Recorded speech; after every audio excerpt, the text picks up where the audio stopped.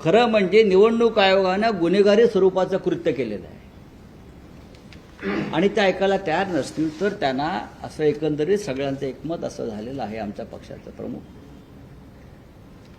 की यांना दणका द्यावा लागेल आणि तो रस्त्यावर उतरून द्यावा लागेल। मी फक्त एका वाक्यात पुढलं एक पाऊल जे आहे ते ठरलेलं सांगतो आणि त्यानंतर प्रमुख नेते बोलतील। 1 नोव्हेंबर शनिवार निवडणूक आयोगाच्या या मनमानी आणि भ्रष्ट कारभाराविरुद्ध मुंबईत सर्वपक्षीय विराट मोर्चा निघेल।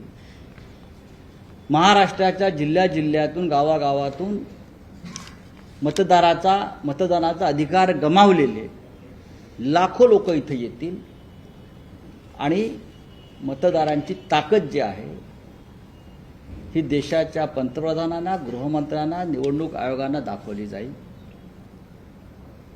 या मोर्चाचं नेतृत्व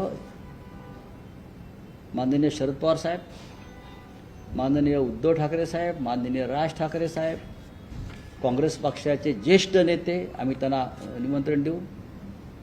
इतर जे महाविकास आघाडीमध्ये सुद्धा आमचे नेते आहेत ते करतील आणि त्या दृष्टीनं पुढली पावलं टाकली जातील। आज ही पत्रकार परिषद फक्त तारीख जाहीर करण्यासाठी आम्ही बोलवलेली आहे।